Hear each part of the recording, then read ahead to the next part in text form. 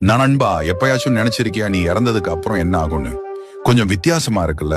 யோசிச்சு பாருங்க. உங்களோட சடலம் எரிஞ்சிட்டு இருக்கும். அங்கே உங்களை விட வந்திருக்கிறவங்க சில பேர் நம்ம இந்தியாவோட அரசியல் பத்தி பேசிட்டே இருப்பாங்க. சில பேர் பேஸ்புக்கை, இன்ஸ்டாகிராம் உள்ள இருக்கிற போஸ்டர் லைக் பண்ணிட்டே இருப்பாங்க. அது கூட அவங்க இந்த பரிகாரம் எப்ப முடியும்னு காத்திருப்பாங்க. எப்ப நம்ம வேலைக்கு திருப்பி போலாம்னு யோசிச்சுட்டு இருப்பாங்க. சில மணி நேரம் அப்புறம் உங்க வீட்ல இருந்து அழுகிற சத்தம் கம்மியாயிரும். உங்க குடும்பம் வந்திருக்க உறவினர்களுக்கு உணவு ஏற்பாடு பண்றதுல இணைஞ்சிடுவாங்க. கடைசியா உங்க உறவினர்களும் உங்க குடும்பமும் சேர்ந்து உங்களுடைய நல்ல குணங்களை பேசி உங்களை நினைப்பாங்க.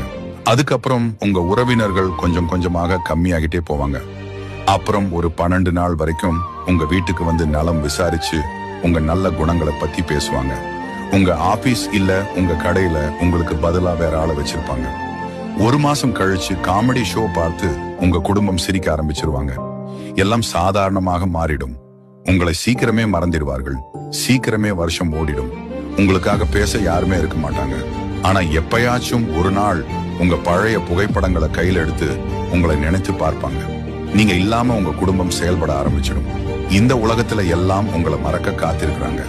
ஆனா நீங்க இருக்கிற வாழ்க்கையை வாழாமல் போட்டி, பொறாமை, டைம் வேஸ்ட் பண்ணிட்டு இருக்கீங்க. இனிமேல் இப்படி இருக்காதீங்க நண்பா. ஏன்னா வாழ்க்கை ரொம்ப சின்னது.